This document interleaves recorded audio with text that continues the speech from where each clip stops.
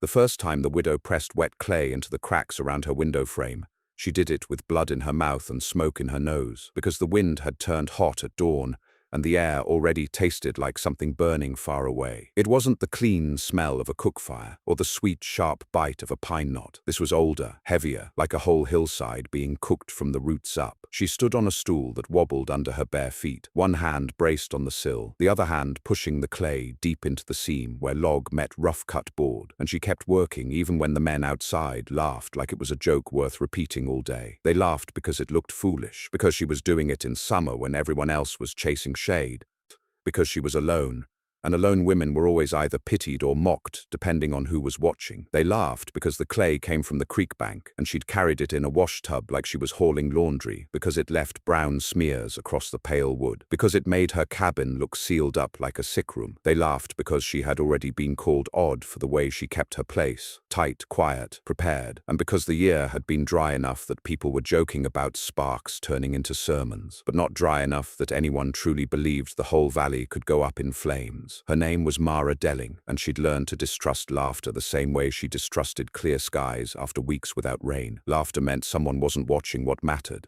It meant men were looking at her hands instead of looking at the horizon. It meant they were thinking about pride instead of thinking about wind. Mara had been widowed 2 winters ago, not by gunfire or a dramatic accident, but by a fever that crawled through their cabin like an animal that refused to be chased out. One week her husband, Silas, had been chopping wood with his shirt open to the cold because he said the air felt good on his lungs. The next week he couldn't walk from the bed to the door without stopping to breathe. The third week she was washing his body with water that went grey around her fingers, and the fourth week she was learning how quickly neighbors decide what they deserve to take when a man is gone. She didn't have a big farm, she didn't have a brother in town.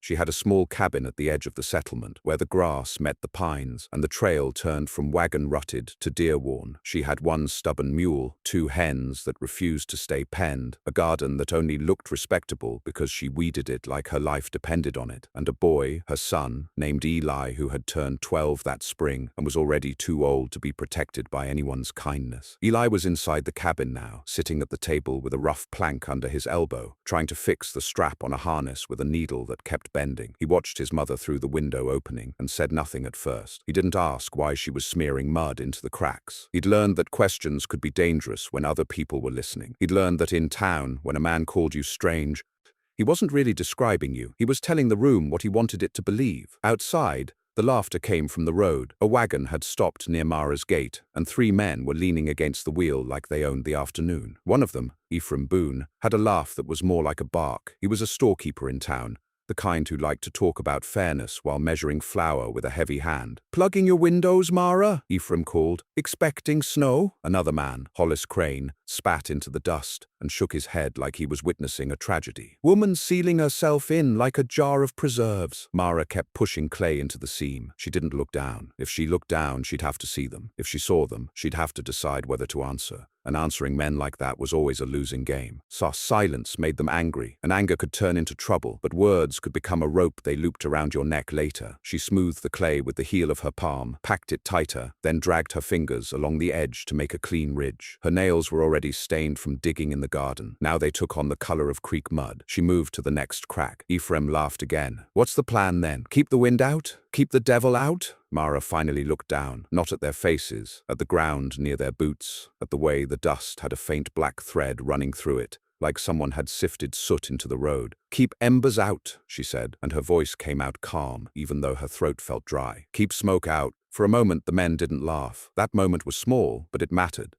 The wind shifted again, and Mara saw them all glance the same direction without meaning to, toward the west ridge where the pine line rose like a dark wall against the sky. Above it, the air looked wrong. Not cloudy, not stormy, just stained, a bruise color, faint but spreading. Hollis recovered first, because men like Hollis always recovered first. He scoffed as if the sky had insulted him personally. "Smoke comes and goes," he said. "You'll choke yourself worse, sealing up your own cabin. You trying to suffocate?" Mara's mouth tightened. She could have explained that clay didn't make a cabin airtight, that it only slowed the wind that carried sparks and ash, that smoke could be filtered by damp cloth if you knew what you were doing, that a cabin could be turned into a refuge if you prepared before the panic started.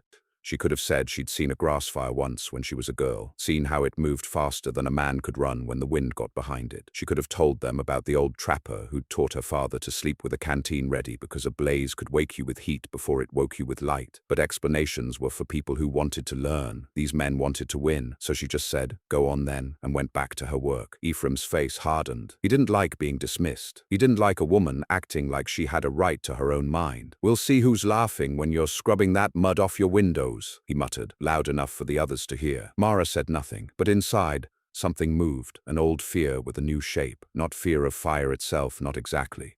Fear of what the settlement would do when they realized they were wrong. Fear of how quickly laughter could turn into fists. By noon, the smoke was no longer a faint bruise. It was a smear across the sky that turned the sun into a dull coin. The wind came in gusts that felt like someone opening an oven door. The pines behind her cabin whispered in a way Mara didn't like. Trees had voices if you listened long enough. On calm days, they murmured like old women gossiping. On storm days, they screamed. Today, they sounded like they were holding their breath. Eli came to the door with the harness strap finely stitched, his fingers pricked in 3 places. "Ma," he said quietly, "it's worse." Mara stepped down from the stool and wiped her hands on her skirt, leaving brown streaks. "I know." He looked past her at the windows.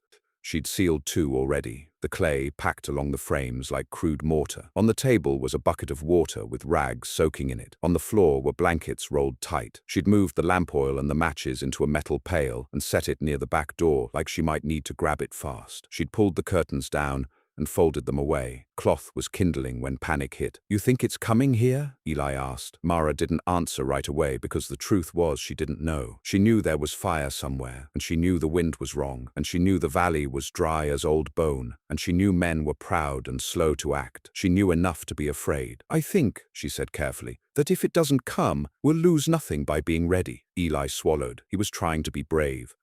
He'd been forced into bravery by necessity, not by choice. "What do you need me to do?" Mara looked at her boy and felt the weight of every decision she'd ever made since Silas died. A mother could make mistakes alone. A mother couldn't afford to make mistakes with her child watching. "Go fill every pot and bucket," she said. "Every one. Water in the cabin, water by the doors, water under the windows. Then take the mule down to the creek and keep her there if you can. If it gets bad, you cut her loose. You hear me? Don't try to be a hero with a mule." Eli frowned. "Cut her loose?" Mara's voice sharpened. "A mule can find water better than we can in smoke. A tied mule dies where you left her." He nodded, face tight, and moved fast. As he crossed the yard, Mara heard the first alarm bell from town, thin and uncertain.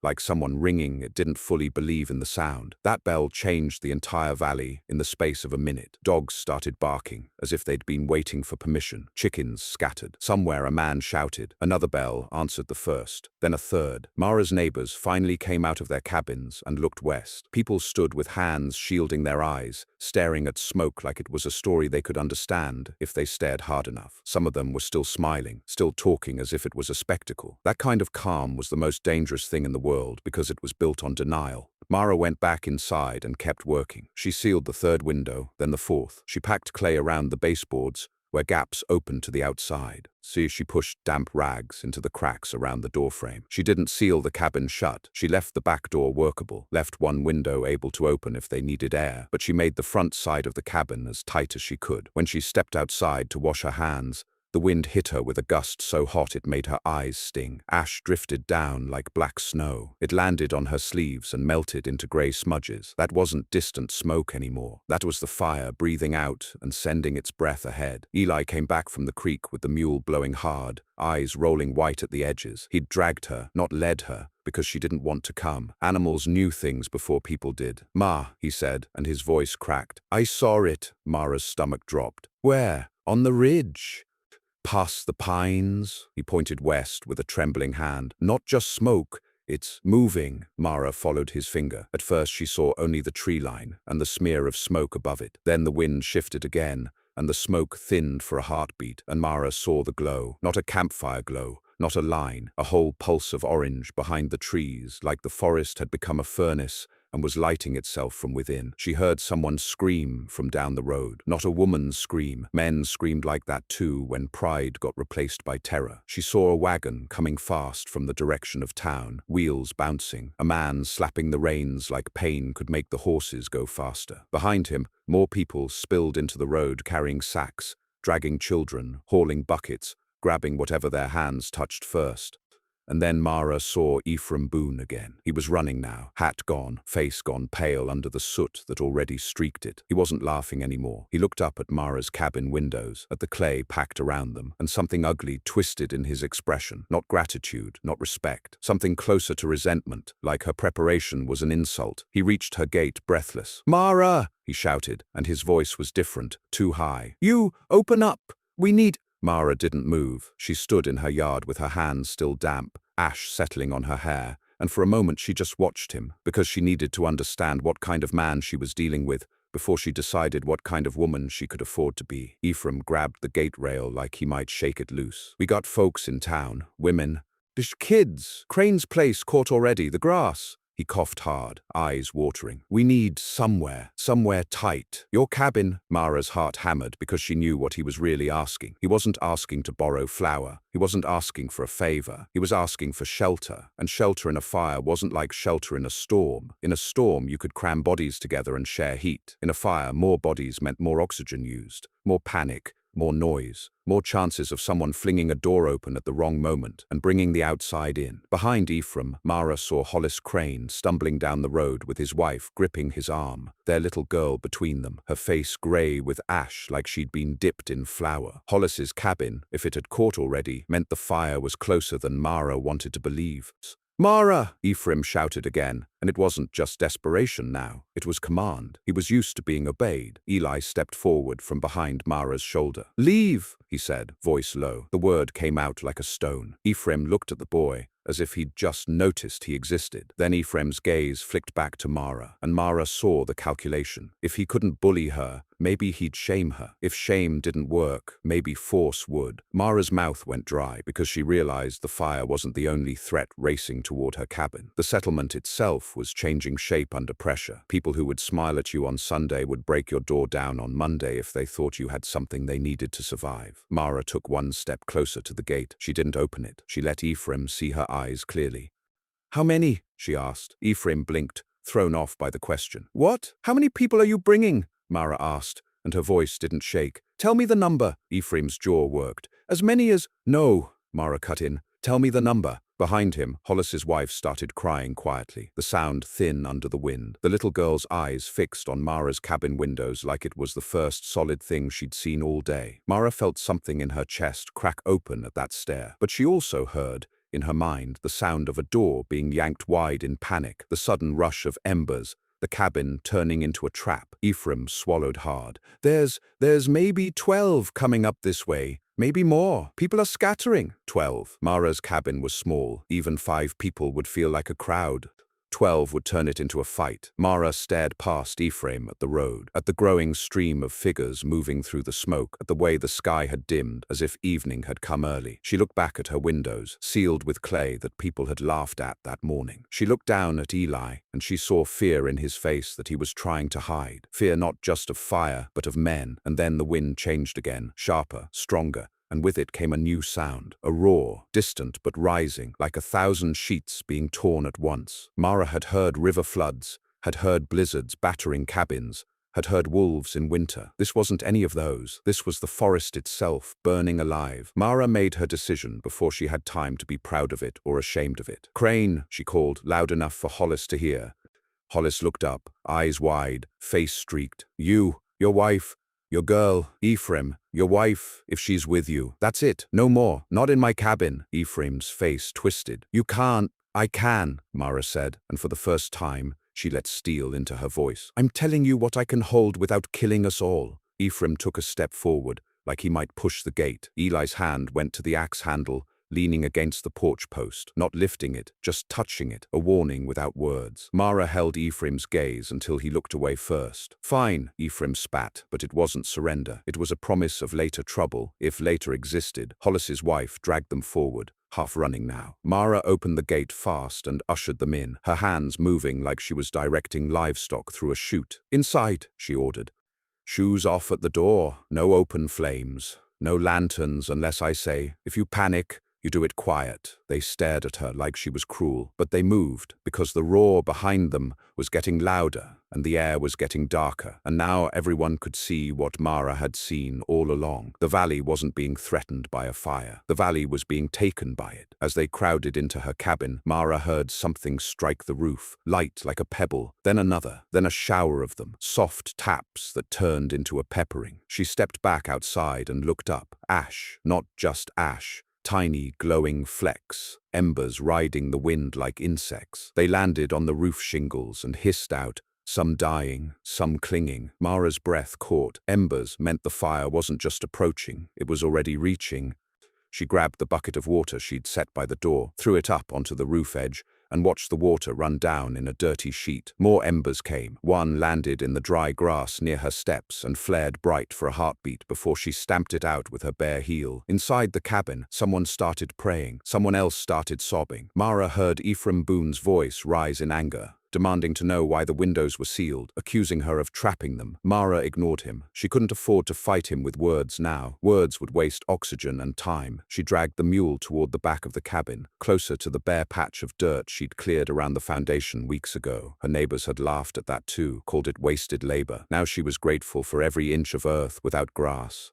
The wind surged again, and this time it brought a wave of heat so strong, Mara felt it through her dress like a hand pressing against her skin. The roar became a howl. She looked west, and through the smoke she saw it at last. Not just glow, not just smoke, but flame itself, leaping above the treetops like it was trying to escape the ground. The wildfire was coming straight toward the settlement, pushed by wind that didn't care who owned what, who laughed at whom, who believed in what. It was coming fast enough that Mara realized, with a cold clarity that steadied her hands, that there wouldn't be time for second chances. She turned and slammed the cabin door shut, then pressed her shoulder against it for a moment, as if she could hold the world back by force alone. Her eyes burned, her throat tightened, and somewhere outside, beyond her yard, she heard a new sound that made her blood run colder than the smoke ever could. The cracking, explosive pop of a cabin's roof catching, followed by a scream that cut through the roar like a knife. Mara looked at Eli. Eli looked back at her, his face pale under soot, his eyes wide and shining. "Ma," he whispered, and it wasn't a question, it was a warning. The wildfire had reached the first homes, and the wind was driving it toward hers. The first thing the fire stole was the sound of the world, the way it used to be. When Mara shut the door and dropped the wooden bar into its brackets, the cabin didn't fall silent, far from it, but the familiar sounds vanished all at once. No birds, no insects, no distant wagon creaks or lowing cattle. Those were gone, erased as cleanly as chalk from a slate. What replaced them was a constant advancing roar that pressed against the walls like a living thing, rising and falling with the wind, punctuated by sharp cracks that made everyone inside flinch at the same time. Trees exploding. That was what it sounded like when heat built faster than sap could bleed it off. A rifle shot without warning. A thunderclap with no sky behind it. Mara moved fast, because fear could be contagious in a small space, and she could already feel it spreading. Hollis Crane's wife had sunk to the floor by the table, her hands clenched together so tightly her knuckles had gone white. Their daughter stood frozen beside her, eyes fixed on the clay-sealed window, as if she expected the fire to push its face through the glass at any moment. Ephraim Boone paced near the hearth, running his hands through his hair, leaving black streaks where ash had already settled. "Sit," Mara said, sharp enough to cut through the noise in his head. "All of you." "Low," Ephraim bristled. "We can't just—" "You can," Mara snapped, and there was no mistaking her now. This wasn't the widow people laughed at on the road. This was a woman who had buried a husband, raised a child through hunger, and watched men turn cruel when they were afraid. If you stand, you breathe higher, smoke rises, you sit or you leave. No one left. Even Ephraim knew better than to argue with the door shaking under the wind. Mara crossed the room and took one of the soaked rags from the bucket. She handed it to Hollis's wife, then another to the little girl, guiding it gently up over her mouth and nose. "Breathe through this," she said, slow.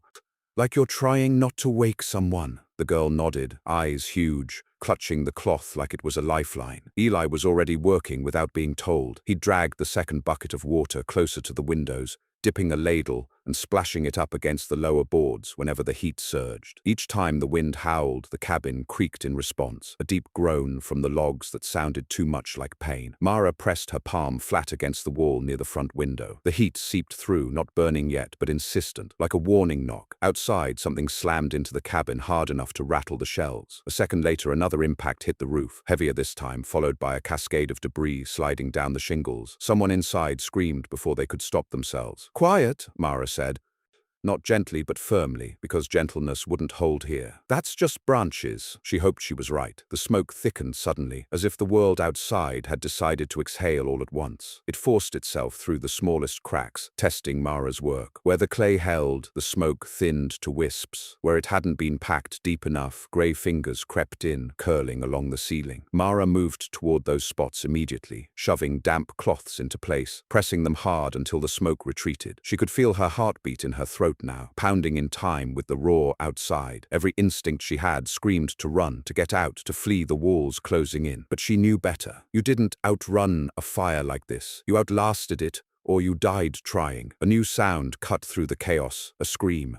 Closer than before, followed by shouting. Mara recognized one of the voices, though she wished she didn't. It was a man named Lucas Fry, who lived 2 cabins down, loud and boastful when sober, mean when drunk. Now his voice was raw with terror. "Help! For God's sake, help us!" Ephraim rushed to the door instinctively, grabbing at the bar. "That's Lucas," he said. "He's got boys." Mara was there in a heartbeat, her hand slamming down over his. "Don't," she said, low and deadly. "You open that door now. You bring the fire in with him. We can't just leave them," Ephraim shouted, panic shredding his reason. Mara leaned in close enough that he could smell the smoke on her breath. "If you open that door," she said, each word slow and precise, "everyone in this cabin dies, including my son? Decide which sin you can live with." Ephraim's hand trembled. For a terrible second, Mara thought he might shove her aside anyway, driven by guilt and fear and the need to do something. Then a gust of wind hit the cabin so hard the door bowed inward, and a wave of heat blasted through the seams, making everyone cry out at once. Lucas's screams turned into coughing, then into nothing at all. No one spoke after that. There was nothing left to say. The fire moved past the first row of cabins with terrifying speed. Through the clay-sealed window, Mara could see flickers of orange light dancing wildly, reflected and distorted. Shadows leapt across the walls like frantic animals. The air inside grew thick enough that breathing felt like pulling water into the lungs. "Rags," Mara said again, hoarse now. "Everyone keep them wet." They worked together in silence, passing cloths back and forth, dipping them in the buckets that were already running low. Hollis Crane had stopped shaking and started watching Mara instead, his eyes tracking her movements like a man studying a map while lost. His wife clutched their daughter and whispered prayers under her breath, the words blurring together into a steady murmur. Eli coughed hard, doubling over for a moment. Mara was at his side instantly, her hand gripping his shoulder. "Slow," she said. "You're all right. Breathe slow." "I'm okay," he rasped, though his eyes were watering badly. He forced himself upright again, because he knew she needed him standing. Another crack, this one so loud the cabin seemed to jump. A deep, rumbling crash followed it. "The roof," Hollis whispered. That was a roof. Mara's mind raced. If a neighboring cabin collapsed fully, it would throw a storm of embers into the air, and the wind would carry them wherever it pleased. Her cleared ground would help, but only so much. If enough embers landed at once, she shoved the thought aside. Panic was a luxury. "Eli," she said. "Back door." He understood instantly. He grabbed the bucket near the rear of the cabin and cracked the back door open just enough to throw water onto the bare dirt around the foundation. Smoke surged in through the gap, thick and choking, but he slammed it shut quickly, coughing but unburned. The mule outside brayed in terror, a high, frantic sound that cut through Mara like a blade. She clenched her fists, knowing she couldn't help the animal now without risking everything else. Time stretched in a way Mara had never felt before. Minutes felt like hours, hours like days. The fire didn't pass in a single wave. It pulsed, surged, retreated, then surged again, driven by wind that seemed to change its mind every few breaths. Each surge brought more heat, more smoke, more impacts against the cabin walls. At one point, something struck the roof and stayed there, crackling. The sound was unmistakable, flame licking wood. Mara reacted without thinking. She seized the last bucket of water, climbed onto the table despite the protests around her, and threw her weight against the window nearest the roofline. She cracked it open just enough to fling the water upward, drenching the shingles above. Steam exploded in a hiss so loud it drowned out the roar outside for a heartbeat. She slammed the window shut and sealed it again with her shoulder, coughing violently as smoke poured in. Eli dragged her down from the table, holding her steady while she retched, her lungs burning. "Ma, I'm fine," she gasped, though black spots danced at the edges of her vision. "I'm fine." She wasn't sure if that was true. The smoke inside reached a point where even with the rags, breathing became a deliberate act. Each inhale had to be measured. Each exhale felt wasted. Hollis's daughter started whimpering quietly, her small body trembling against her mother's chest. Mara knelt in front of them, forcing herself to focus. "Listen to me," she said softly, for the first time since the fire arrived. "This part is the worst. Fires like this eat fast, but they don't stay. When the fuel's gone, they move on.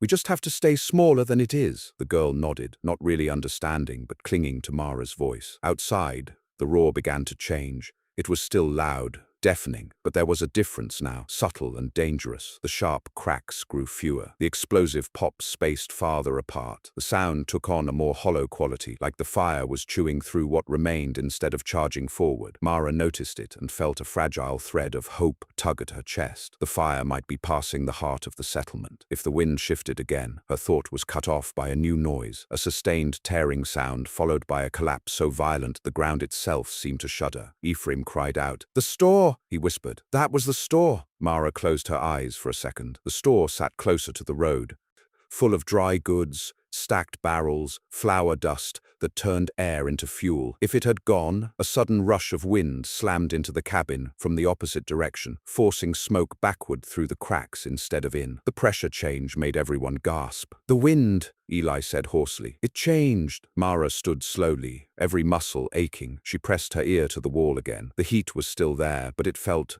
different, less aggressive, like a hand withdrawing instead of pushing. Minutes passed, maybe more. The smoke inside began to thin, not clearing, but easing enough that eyes stopped burning quite as fiercely. The roar outside softened, receding into a distant, uneven thunder. No one spoke. No one dared to hope out loud. Finally, Mara straightened and looked around the cabin. Faces stared back at her, soot-streaked, terrified. Exhausted. She saw something new in their eyes now, though. Not laughter, not mockery, dependence. She took a deep breath through her damp rag and moved to the back door. "I'm going to look," she said. "No one else moves." Ephraim reached for her sleeve. "What if I don't come back?" Mara said quietly. "You stay put until dawn." She slid the bar free and cracked the door open, just enough to peer through. The world outside was unrecognizable. Where there had been grass and fences and scattered cabins, there was black. The ground looked scorched down to bone, still smoking in places, sending up lazy spirals of gray. The air shimmered with heat. Embers glowed faintly like dying stars in the ash. Several cabins were gone entirely. Nothing left but stone hearths standing alone, surrounded by ruin. Others still smoldered.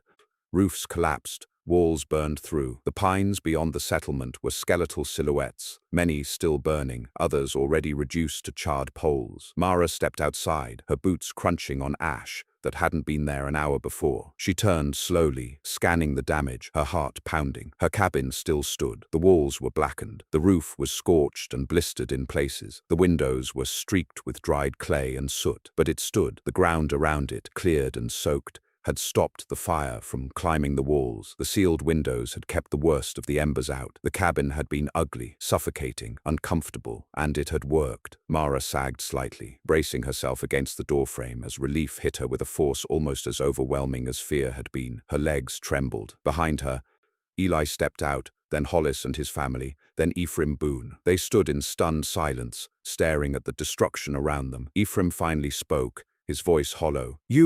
You saved us." Mara didn't answer right away. She was looking at the ruins of the settlement, at the places where laughter had come from that morning, at the spots where people had stood and decided they had time. "We survived," she said at last. "That's all." She didn't yet know what survival would cost her when the smoke cleared and the reckoning began. She didn't yet know how the men who had begged at her door would remember this day, or how they would try to reshape the story to suit themselves. She only knew that the fire had passed, and that the valley would never be the same. The fire did not leave behind silence.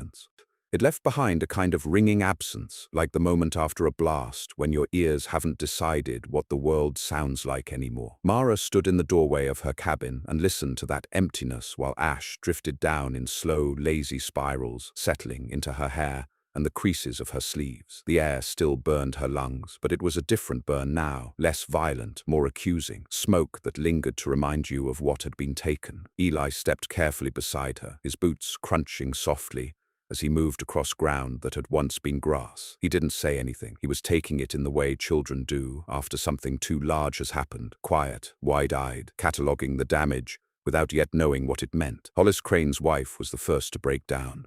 She sank to her knees in the ash and covered her face with her hands, her shoulders shaking as sound finally tore loose from her throat, not screaming, mourning, the kind that came when fear loosened its grip and left room for everything else to rush in. Their daughter stood frozen, still clutching the damp rag in her hand. She stared at the blackened shape where her home had been, trying to understand how a place could vanish so completely. Hollis put an arm around her, his own face drawn tight, his eyes darting again and again to Mara's cabin as if he couldn't quite believe it was still there. Ephraim Boone wandered a few steps away from the porch, then stopped abruptly, as if afraid to stray too far from the only structure left standing on that side of the road. He bent and scooped a handful of ash, letting it sift through his fingers like grey flour. His mouth opened, closed. No words came. Mara took a step forward and nearly stumbled. Her legs felt weak now that the danger had passed, trembling with delayed shock. She forced herself to keep moving, scanning the ground near her cabin first. Embers still glowed in pockets, especially where beams had fallen or roots had burned underground. She stomped them out methodically, one by one, even as her heart ached at the sight of what lay beyond. She found Lucas Fry's place, or what was left of it. The stone chimney still stood, blackened but intact, a lone finger pointing at the sky. Everything else had collapsed inward. There was no sign of Lucas. Mara stopped herself from looking too closely. She already knew. Other neighbors began to emerge from the smoke, say figures moving like ghosts through the haze. Some had sheltered in low spots, some in shallow dugouts or creek beds. Some had simply run until they could run no more and thrown themselves onto bare earth. They gathered slowly, silently, drawn to the surviving cabin like moths to a lantern that hadn't quite gone out. And when they reached Mara's yard, they stopped. They stared at her windows first, at the clay packed thick around the frames, now cracked and baked hard by heat. They stared at the dark streaks where water had run down the walls. They stared at the cleared ground around the foundation, the scorched ring that marked where the fire had tried and failed to take the cabin. No one laughed now. A man named Walter Hines spoke first, his voice rough. "You planned this." It wasn't an accusation. It wasn't praise either. It was something in between, bewilderment maybe, edged with something like fear. Mara wiped ash from her face with the back of her hand. "I prepared," she said. "That's all." Walter shook his head slowly. "We all heard you sealing those windows, thought you'd lost sense." A murmur rippled through the small crowd. Heads nodded, eyes dropped. Ephraim Boone turned sharply. "She saved lives," he said, and the words sounded strange coming from him, like they'd been borrowed from someone else's mouth. "If it weren't for her—" Mara cut him off without looking at him. "Don't," she said quietly. Ephraim faltered. "Don't what?" "Don't make this about credit," Mara said. "And don't make it about me. People are dead. Homes are gone. You don't get to balance that with gratitude like it evens the scales." The crowd went still. Some looked offended. Others looked ashamed. Mara didn't care which. She was too tired to care. She turned back toward her cabin and began organizing without ceremony. "We can't stand here," she said. "Ash hides heat. Someone's going to step wrong and burn themselves. Anyone with water left, bring it. Anyone who can walk, check for fires still creeping." Quietly, to her surprise, people listened. They moved when she spoke, slowly at first, then with more purpose. Buckets appeared from nowhere. Someone dragged a barrel closer. Someone else ran toward the creek and came back coughing, soaked to the knees but determined. Mara directed them with short, sharp instructions, her voice steady despite the exhaustion dragging at her bones. She did not think about how natural it felt to be obeyed. She did not think about how the men who had mocked her that morning now watched her hands for cues. She focused on what needed to be done, because if she stopped moving, she might fall apart. As the smoke thinned and the light shifted from that strange, fire-dimmed orange back towards something like afternoon, the full extent of the destruction revealed itself. Nearly half the settlement was gone. Cabins reduced to char and stone. Fences collapsed. Fields blackened. The store a smoking ruin, its walls fallen outward like it had burst from inside. Mara listened without reacting, because reacting would mean letting the grief in, and there would be time for that later. Long nights for it, cold mornings. Right now, there was still work. By the time the sun dipped low enough to cast long shadows across the ash, exhaustion settled over the survivors like a heavy blanket. People sat where they stood. Some stared blankly at the ruins of their homes. Others clutched what little they'd managed to carry with them through the fire. A pan, a sack of grain, a family Bible with its edges singed. Ephraim approached Mara again as she finished checking the roof one last time. "We need to talk," he said. Mara didn't look at him. "Then talk." He hesitated, then cleared his throat. "People can't stay out here tonight. There's nothing left. It'll get cold once the sun's gone." "I know," Mara said. "They'll need shelter," Ephraim continued. "We'll need to decide." "No," Mara said again, more firmly this time. She finally turned to face him. His eyes were bloodshot. His confidence had been burned off somewhere between the ridge and her door. "You'll need to decide, not me," Ephraim frowned. "But your cabin is not the town hall," Mara said. "It's my home." A flicker of irritation crossed his face, quickly smothered. "You can't expect to keep it to yourself after today." Mara studied him for a long moment. She saw the old Ephraim there still, buried under soot and fear. The man who believed that survival granted entitlement, that leadership meant claiming whatever stood tallest after disaster. "I don't expect anything," she said quietly. "But I won't be overrun either. You want to organize shelter. You do it in what's left of the barn down by the creek. It lost its roof, but the walls are standing. People can huddle there tonight." "And you?" Ephraim asked. I'll take in who I choose," Mara said. "As I already have." Hollis Crane, who had been listening nearby, stepped forward. "She's right," he said, surprising even himself. "Her place isn't big enough for everyone, and if it hadn't been sealed like it was, none of us would have survived inside." Several people murmured agreement. Ephraim's jaw tightened, but he nodded stiffly. "Fine," he said. For tonight, for tonight." The words carried weight. Mara heard the unspoken part clearly enough. As dusk fell, fires were finally beaten down to smoking embers. The valley looked like a battlefield after the armies had marched on, littered with the remains of ordinary lives. People gathered what they could and moved toward the creek, where the air was clearer and the ground less hot. Mara watched them go, her chest tight with a complicated mix of relief and dread. She closed her cabin door as darkness settled and leaned her forehead against the wood for a moment, breathing in the familiar smell of her home beneath the smoke. Eli stood behind her, silent. "You did good," he said finally, his voice small but sure. Mara swallowed. "We lived," she replied. "That's different." She moved through the cabin slowly now, taking stock. The water was nearly gone. The clay around the windows had cracked in places and would need reworking. The roof had scorched badly along one edge. It would have to be patched before the next rain or windstorm turned survival into suffering. She sank onto the bench by the table, suddenly too tired to stand. Her hands began to shake now that there was nothing left to hold them steady. Eli noticed.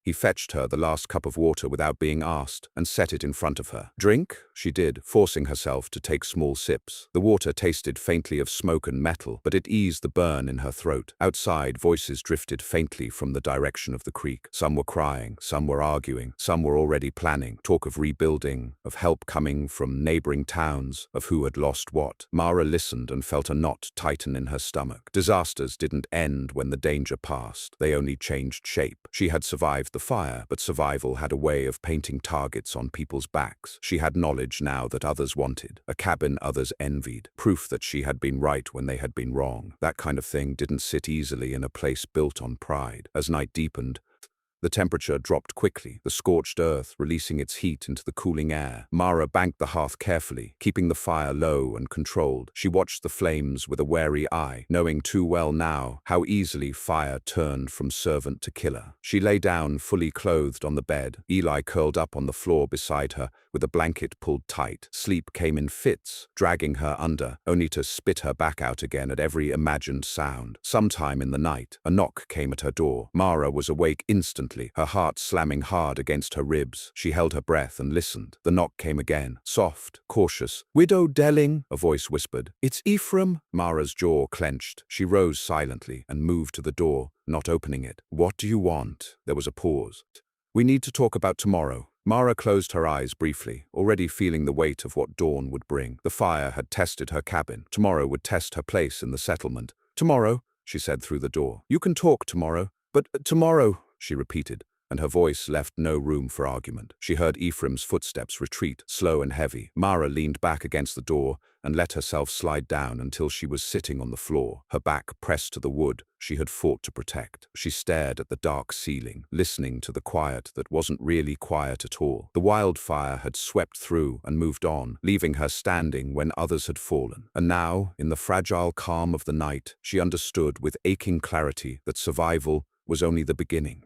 Part 4. Morning came without mercy. There was no gentle light easing its way into the valley, no softness to mark the fact that the night had ended. Dawn arrived pale and harsh, filtered through a sky still bruised with smoke, revealing destruction in sharp, undeniable lines. What darkness had hidden, daylight laid bare. Burned ground stretched farther than Mara had wanted to believe. Blackened stumps stood where trees had been. Here and there, thin threads of smoke still curled upward from places where the fire had dug deep and refused to die quietly. Mara woke before Eli, her body aching as if she'd been beaten. Every joint protested when she shifted her weight. She lay still for a moment, listening. The cabin was quiet, too quiet. No laughter, no morning chores, no familiar sounds of a settlement waking up, just distant voices, low and tense, drifting from the direction of the creek. She sat up slowly and swung her legs over the side of the bed. Eli stirred on the floor, blinked, then pushed himself upright, rubbing his eyes. His face was smudged with soot that sleep hadn't erased. "It's morning," he said unnecessarily. "Yes," Mara replied, "and that means people are about to remember things." He frowned. "What things?" Mara didn't answer right away. She moved to the window and carefully pressed her fingers against the clay seal. It was cracked now, hardened into something brittle, but still holding. Beyond it, the valley looked wounded, stripped raw. "They'll remember who lost what," she said finally. "And who didn't?" Eli absorbed that in silence. By the time Mara stepped outside, the air had cooled enough to bite. Ash crunched under her boots. People were already moving about in small groups, salvaging what they could from the ruins. Some worked quietly, heads down. Others argued in low, sharp voices. A few stood apart, staring at nothing, grief hollowing them out. Ephraim Boone stood near the center of it all, his coat draped over a crate, his sleeves rolled up like he was preparing for business instead of reckoning. When he saw Mara, he straightened, smoothing his hair with hands that still smelled of smoke. "There you are," he said, as if he'd been waiting. Mara stopped a few steps away from him. She did not approach. She did not invite conversation closer than it needed to be. "You wanted to talk?" she said. Ephraim nodded. "We need to make decisions. People need direction." Mara glanced around. "You seem to be managing just fine." His jaw tightened. "This isn't the time for old resentments." "No," Mara agreed. "This is the time when people reveal new ones." Ephraim exhaled sharply. "Listen, half the settlement is gone. We'll need to pool resources, food, tools, shelter, rebuild where we can. Your cabin is intact, better than intact." She waited. "It makes sense," Ephraim continued, "to use it as a central place, storage, planning, maybe temporary shelter for families who lost everything." Mara felt it then. Clear as a snapped wire, the shift from gratitude to entitlement, the way survival was already being reinterpreted as obligation. "No," she said. Ephraim blinked. "No? No," she repeated calmly. "My cabin is not communal property." A murmur rippled through the nearby group. People paused in their work to listen. Hollis Crane stood a short distance away, his face tight. Oh, watching closely. Ephraim spread his hands. "Mara, no one's saying it belongs to everyone. Just that because it survived, it should be shared," Mara finished. "That because I prepared, I owe the unprepared the benefit of that work." "That's not fair," Ephraim snapped. Mara met his gaze. "No," she said softly. "What's not fair is that people laughed when I sealed my windows. What's not fair is that they told me I was wasting time, wasting effort, embarrassing myself. And now that effort is the only reason some of them are standing." Silence fell heavy and uncomfortable. Walter Hines shifted his weight. "She's not wrong," he said reluctantly. Ephraim turned on him. "So we just let families freeze? Let children go hungry while she keeps four walls to herself?" Mara felt anger spark then, hot and dangerous. "You want to help families?" she said sharply. "Then organize labor, build lean-tos, salvage wood, dig earth shelters, do what I did, prepare instead of demanding." Ephraim's face flushed. "You think you're better than everyone now?" Mara took a slow breath. "No, I think I paid attention." That cut deeper than any insult could have. Hollis Crane stepped forward, clearing his throat. "If Mara hadn't sealed that cabin," he said quietly, "my girl would be dead. I won't forget that." Others nodded, slowly at first. A woman clutched a blanket tighter around her shoulders. A man stared down at his boots, shame written plainly across his face. Ephraim saw the shift and recalculated. "Fine," he said stiffly. "No one's forcing you, but understand this. If you stand apart, people will remember that too." Mara held his stare. "They already will." Ephraim turned away then, barking orders to a few men about clearing a space near the creek. The crowd dispersed, conversation resuming in hushed tones. Eli let out a breath he'd been holding. "Are we in trouble?" he asked quietly. Mara watched Ephraim's retreating back. "Not yet," she said, "but we will be." The day unfolded in hard, exhausting labor. Mara helped where she could without abandoning her own needs. She shared water, shared advice, showed people how to pack earth against walls, how to clear fire breaks properly, how to use wet cloth and low breathing if smoke returned. She did not open her cabin to everyone. She did not apologize for that. Some resented her for it. Some respected her more. Most did both at once. By afternoon, the smoke had thinned enough to reveal the full scope of the damage. A head count confirmed what everyone already suspected. 7 dead, Lucas Fry among them, 2 children, names spoken quietly, carefully, like they might break something fragile if said too loudly. Mara stood apart during that counting, Eli's hand gripping hers. She felt the weight of those deaths settle into her chest, heavy and permanent. She did not pretend her preparation had saved everyone. It hadn't, but she also refused to accept blame for what others had chosen not to see. As evening approached, a rider arrived from the east, horse-lathered and wide-eyed. News traveled fast when fire was involved. Nearby settlements had seen the smoke. Help would come, eventually. Supplies, hands, authority. That knowledge changed the mood again. Ephraim sought Mara out one last time as the sun dipped low, painting the scorched valley in long shadows. "When they come," he said carefully, "they'll ask questions about who led, about what decisions were made." Mara looked at him steadily. "Let them." He hesitated. "You could have influence. Say the word and—" "No," Mara said, tired now. "I don't want influence. I want to live quietly, in the place I fought to keep standing." Ephraim studied her for a long moment, then nodded once, sharply. "We'll see how long that lasts." Mara watched him go, knowing he was right in one way. Survival drew attention whether you wanted it or not. That night she resealed the cracked clay around her windows, her hands moving automatically, muscle memory guided by necessity. Eli handed her water, watched the way she worked. "They won't laugh again," he said.